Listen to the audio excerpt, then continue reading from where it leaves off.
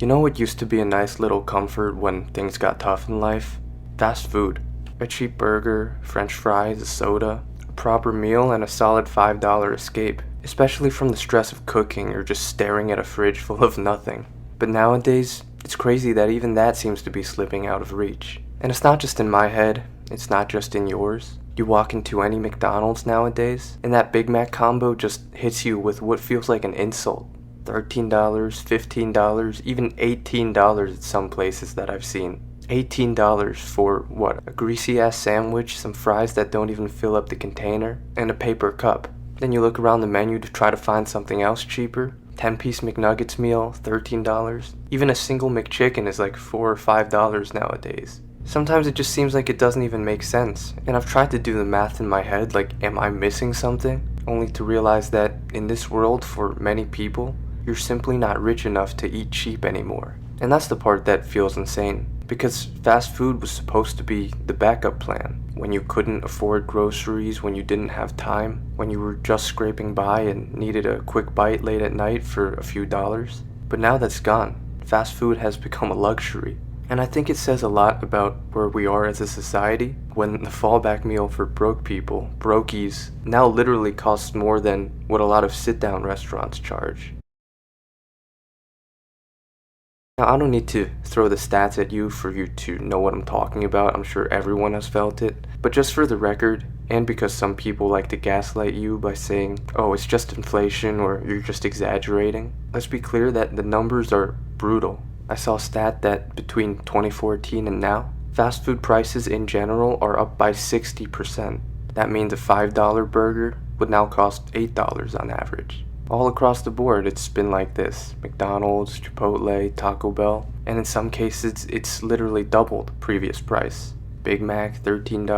Chipotle burritos are pushing $10 or more. Taco Bell doesn't have the $5 combos anymore. Even the breakfast menus at some of these places are going to cost you over $10. The idea of an actually cheap meal is kind of extinct, because the average fast food order across the country is now over $11. That literally used to be dinner with friends. Now it's the budget option. So when people ask, why does everyone feel broke, especially Gen Z? Why are young people in their 20s burning out already? It's because of stuff like this, the little things. It's not just the rent, it's not just the loans. It's that every single small, basic convenience has been turned into a luxury. What makes it worse is that we all know the corporations aren't starving. They're doing perfectly fine for themselves. They're not barely keeping the lights on. They're posting record profits. They jacked up prices far beyond their own costs, simply because they could. Economists even came up with a name for it, greedflation. And fast food is one of the clearest examples of that. And as everyone knows, it's not like you're getting more for your money either. If anything, it seems like the portion sizes are decreasing. You're getting less. The other term is shrinkflation. Smaller cups, thinner burgers, fewer fries, only 9 nuggets in the 10 nuggets box. You're not crazy for seeing this. They really are giving you less while charging more. And of course, you'll hear the same old convenient excuses. Supply chain issues, energy costs, higher wages for workers even. And of course, some of that is true. Obviously, food production is energy heavy. Costs are generally up, and some workers are getting slightly better pay. But even still, the math doesn't quite add up. Prices went up way more than costs did, and meanwhile, profits soared. Even other very similar industries like casual dining, Chili's, Applebee's for example, they raised prices too, but not nearly to the extent that fast food did. Which means it's not entirely an all across the board food industry thing. In many places, it's literally cheaper to sit down at a restaurant than to go through the drive-thru.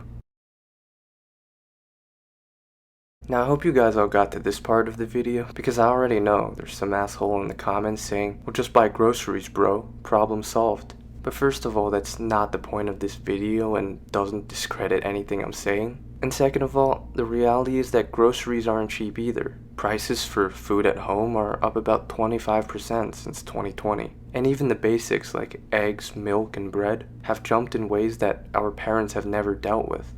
I've shown this a few times in some of my earlier videos. Some brands of eggs were literally $17 at my local grocery store.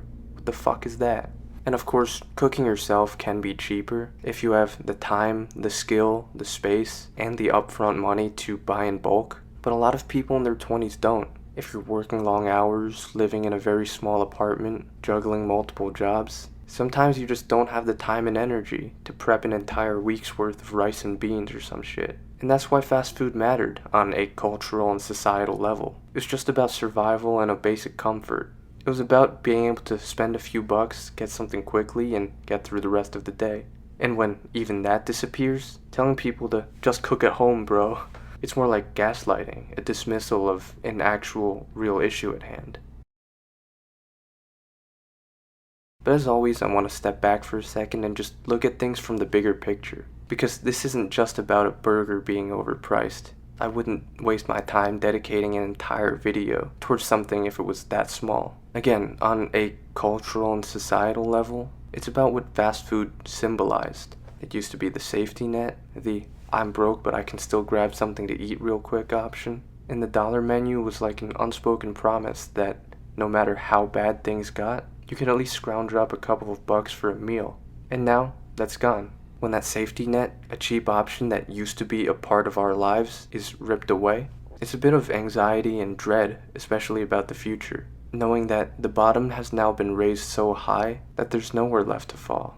Because think about it, if you can't even afford McDonald's, what's next? Gas station chips, ramen noodles? Next thing you know, a Snickers bar is gonna cost $4. Maybe it already does in some places. And that's where I think a lot of people miss the bigger picture in all this. Because fast food prices going through the roof isn't just an isolated issue. It's a perfect microcosm of how the system works nowadays. Wages stay flat, rent goes up, healthcare costs go up. Obviously these food prices are going up like crazy. Everything's being turned into a subscription service. And in general, even these so-called cheap options for everything rise faster and faster. It's not just inflation, it's more like extraction. It's corporations squeezing every last drop of our money out of our pockets, especially from the people who need it the most. As I said before, just the little comforts of life being stripped away one by one. And on a personal level, I'll be real with you. Obviously, I know that fast food is unhealthy and it's much better to just buy groceries. But I've had nights where I'm busy working on a video, out late with friends, maybe just hit a quick workout, and I was just too exhausted to cook. There have been times when I just don't want to buy groceries because I don't like looking at a $200 bill on my credit card statement. And in those times I think, maybe just for today, at least I can grab a quick meal at the drive-thru for $10. But now every time I stare at those glowing menu boards, I realize it's not an option anymore. I haven't been to McDonald's in probably over half a year, just because it's too expensive. YouTube doesn't pay enough for me to be able to afford McDonald's anymore. I can't always afford to treat myself to a combo meal without it wrecking my budget. Sometimes I get my carbs and protein in by eating a cup of ramen noodles with some deli turkey, and that's my meal. $3 maybe. And I know it's not just me. Nowadays people are literally financing their groceries with like Klarna or some shit. And the truth is that when you multiply this feeling across millions of people to add on to the other problems that we already deal with, you start to really see the cracks in the system. Disaffected young men, people just quiet quitting, giving up, not just because of one big disaster, but because of 1,000 little humiliations like this.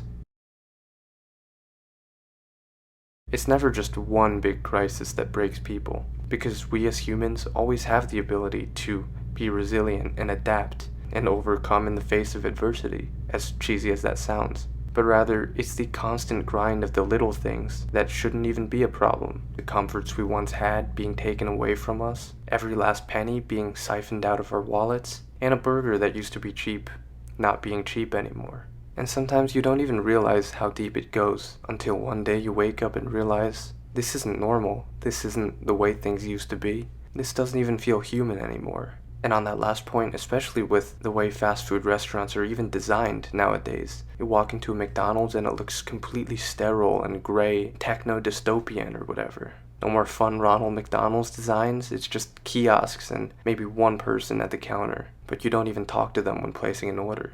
Anyways, that's a whole different tangent I can go on, but the point is that I think this is what a lot of us are fighting against at large. The fact that the world as it is isn't designed to make you thrive. It's designed to grind you down until you give up.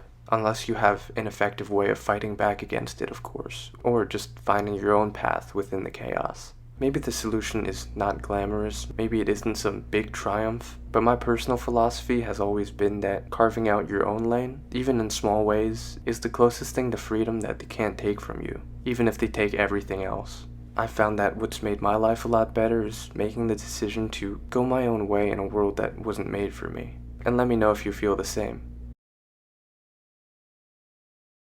As always, thank you for watching, leave a comment, and as always, I'll try to respond to everyone. And a huge shout out as always to my supporters on Patreon and channel memberships, it really means a lot.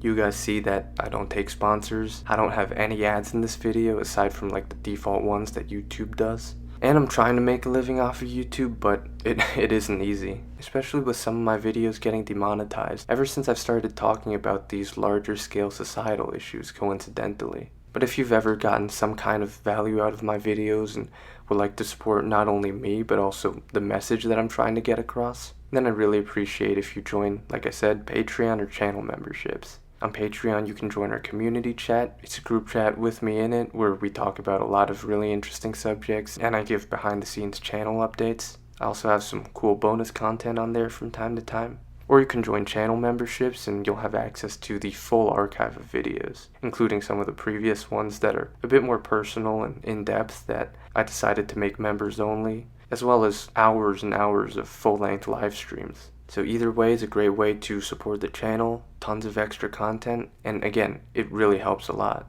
It helps me keep being able to make these videos, especially because, as I've mentioned in a previous video, I'm going to be making a decision on whether or not to continue this channel at the end of the year based on the financial situation. So if you would like to see this channel continue, your support would really help a lot with that. And as always, check out the second channel where I post travel and hiking stuff. Some new videos on there recently, and I'll see you in the next one. Hope you guys understood the point of this one.